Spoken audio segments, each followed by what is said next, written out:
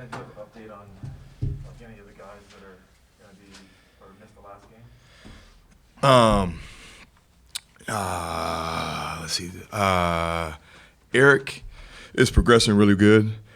We'll see, if there's anything more he can do today, but he's in a good spot. Still not sure if that means he's ready for tomorrow, but it's definitely heading in that right direction. I think the biggest thing with him is just the long term. I'm really with his history and how valuable he is. I just want to make sure that we're smart with that. EJ worked his way back, so hopefully he'll be good to go. So he worked his way back. J-Mo's still probably a game time decision with him, honestly. He got hit with the bug pretty good, so we'll see on that. And then other than that, everybody else is good. Will has he broke his hand versus Iowa, but it technically doesn't need surgery, so it's kind of my comfort level if I'm comfortable having him out there. But has practiced a little bit, so we'll see today how it's feeling and if he can do anything if we ever need to go to him. When those guys were out, especially like EJ and J-Mo, the guys that replaced them in the lineup for the first time, can you talk about them and if those guys are back, how their role will change a little bit, but you're still going to expect them to contribute the way Yeah, obviously, Trayden won't play 40 minutes, and I think he knows that. But no, he's done enough. I mean, he's earned the right, and that's all I tell those guys is, earn your keep. And so he'll be able to add some depth, and that also gives us versatility now. So now you've got rotations. J-Mo can slide around to different spots. He can also get a break at the 4. You could potentially do some other stuff with T, which we'll look to do. So that's a great spark. Obviously Sean, he'll assume his normal role in the rotation, and I thought he did a really good job. Obviously the night taking the big charge to win it, but it's good to get him finally fully back. Again, I've said it all year. It's never ideal to have a crazy short bench. So anytime you can start developing that, I think it's a good thing, and it just brings versatility to what we can do on both sides of the ball. What have you seen with Sean, just given his story with JUCO, New Hampshire, hip injury, all of those things to be able to contribute for you guys? Yeah, no, it's been a pleasant surprise. I'll be honest, when I recruited Sean here, I told him flat out, I said, dude, you got to be good with, one game versus Michigan State or Purdue, you could play 15 minutes, and the next game I might never play you. And I was brutally honest. I tried to paint the worst picture possible. Some of that was just because he hadn't played, and so it's hard to get a feel for what he can and can't do. So I wanted to make sure, if you're coming here, it's for the right reasons and you're a total team guy. And he's been that. I mean, he's bought in from day one. I think that kid really, really competes. And I think that's all he wants. There's no expectation. I think he just wants to be out there on the floor. I don't think he cares about numbers. I don't think he cares about touches. I just think he wants to be out there playing. I think that's his biggest MO. And I think he's done a good job of staying in his lane. And I talked to him a lot about that. Like, stay who you are. And for a guy like him, I think it could be easy to be baited into, especially offensively, taking bad shots or forcing it or doing too much. And I haven't sensed that at all. And I think that's the reason why I have a lot of trust in him, is because I know what I'm going to get on both sides of the ball, day in and day out. And his teammates knows what we're going to get. And he's an everyday type of guy. The game that Peyton had on Saturday, is that maybe something you guys could have envisioned together when you're talking about him coming back here? Just that potential, on a bigger stage after you went to a mid-major last year? Right.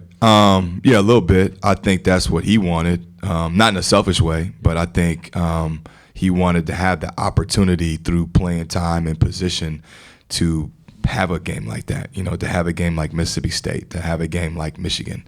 I think that's what every kid wants. If you're gonna come back, we necessarily don't have to. There's got to be a good reason to come back. And for him, I think it was being able to be a lead guard and be able to now have a big role at the high major level. And he's taken that and ran with it. When you see Peyton's personality, the end of that game when he was just, kind of cheering the crowd and all that, that's not really him, but, are there things that you've seen from him this year that he's coming out of his shell, like, a little bit? Yeah. It's like that Will Ferrell line, you're in a glass case of emotion, because I think that's what it is. I think, you get caught up in the moment, especially when you're playing a game like that. And I think he understood the moment. He understood that he had a lot on his shoulders, and he understood, too, how much his teammates brought it. And I think you see all that excitement. It wasn't like a selfish excitement. It was man, we did it. And obviously, I had a big role in doing it. I think that kid is ultra competitive. That's the only way you can explain, kind of what he did last weekend is if you're not an ultra competitor, you don't have that type of game. And but to your point, if you didn't know Peyton, I mean, you'd think that's kind of how he is. When you know Peyton, that's not how he is. He's the quiet guy in the room. So it's good to see. I want guys to play with that. I want guys to have personality. I want guys to express personality. Like, they put a lot into it. You need to have fun out there, and you need to let it out. And so I'm glad he's doing that, because I think that helps them individually, and I think it helps everybody when you play like that. You let it rip. How's he been an extension of you on the court, as a head coach, kind of your personality a little bit too? He's been good.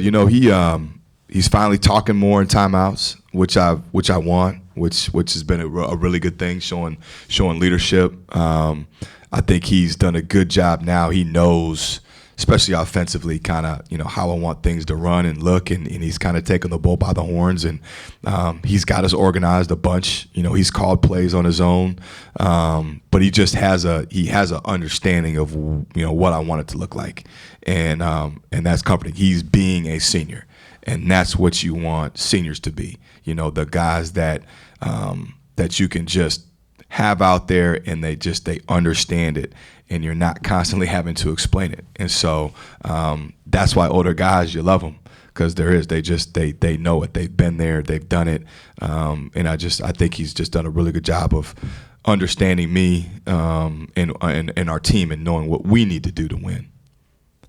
How does that 40 minutes with Trayton how does that help take him into the coming games, weeks, months coming up? Yeah, no, I think it's huge. I think for a lot of reasons, I think in today's day and age, everybody, and I understand it, wants that instant gratification. They want that instant whatever it is. I want the house, the car at 22 years old. I think what he's been able to prove is that, when you worry about the work and you're consistent with your work ethic, that eventually over time, if you stick with it, good things will happen.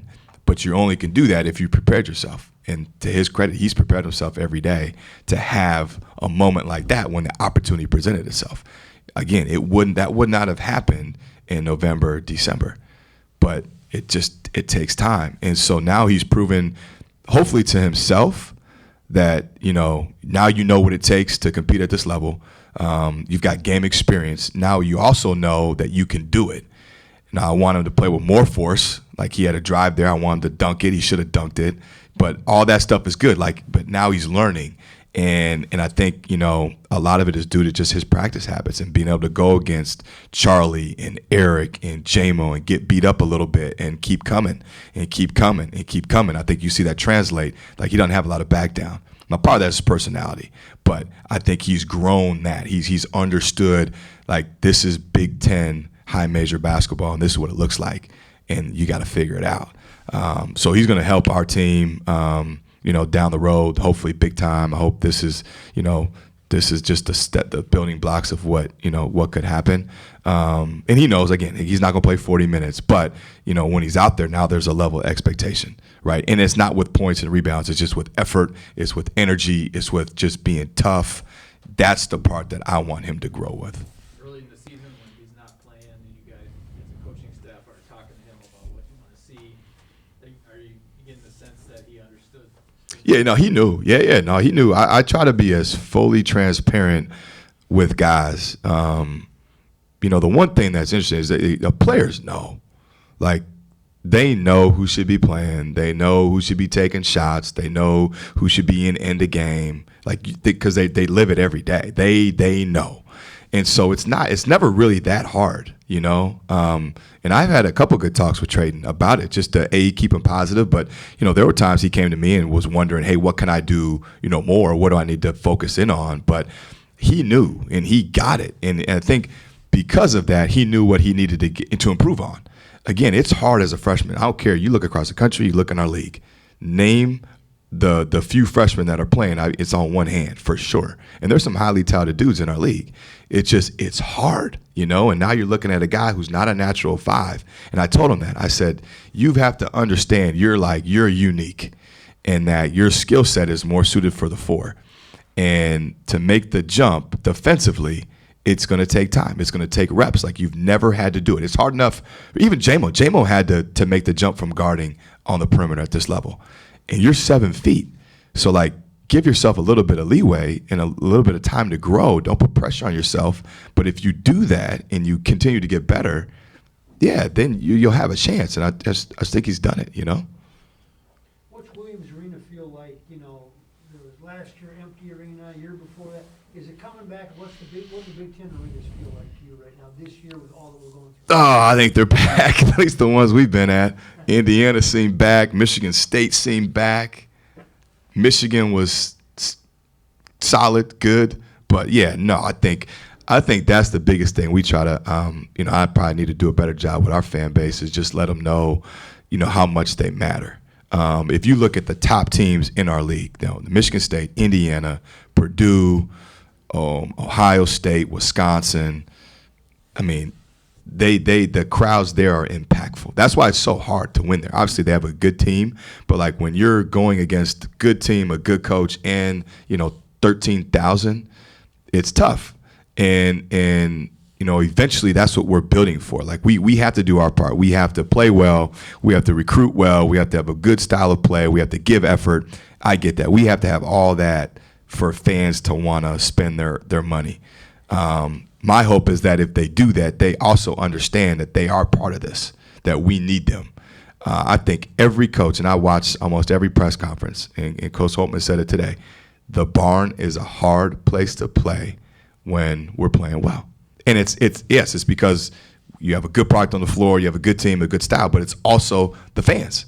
It's the student section. It's the fan base. It's the acoustics. It's all of that. And I think if you took a poll with our coaches, we're definitely not in the bottom half of the league. I think we're in the top half of the league of when we're rolling and it's rocking, it is a hard place to play. And no coach wants to take their team there if you're not going to feel great about it. And I think a lot of that is due to them. So, we want to do everything we can to keep everybody safe. That's obviously the number one priority. Keep the players safe, keep the fans safe. If we're able to do that, I would encourage with everything I have to come out and continue to come out. I'm appreciative of the fans that have. I think it's been awesome. I thought last game was really good. The fans that were there, that it made an impact. And our players know that. They believe that. They feel that. And if we can get it to a point where it is like some of those programs I talked about, I think then everybody would be excited. So. What's Ohio State bring specifically? I think Chris Holtman is one of the best coaches in the country. I think you look at his track record at Butler, obviously what he's done at Ohio State. They play the right way. They play extremely hard. They're a team that understands who they are. They understand their system. Defensively, they're tough. They can switch. They can play aggressive deny. They can pack it in. They got all the pieces with their versatility. They're older. They got experience, and they got an all-league player. I think E.J. Liddell is a matchup nightmare. He's one of the best, offensive players, especially his versatility, his ability to play inside, play out. He's smart. Makes you sick when you watch the film, thinking about how you're going to guard him. So, no, we're going to have to play our best for sure, to give ourselves a chance to win. I know they're not going to take us lightly. They're going to do a good job, and we've got to make sure that we bring forth that same type of effort we did versus Rutgers, and then probably some more if we're going to have a chance to win. Have you heard anything about Penn State? I have not. I just know. I know they're working on it. I know. When we canceled, I called Mike and told him, whenever we can find a date that works for both, like we both definitely want to do it. So it's probably just a matter of time before we make that happen. All right, thanks, Coach. All right. Thank you.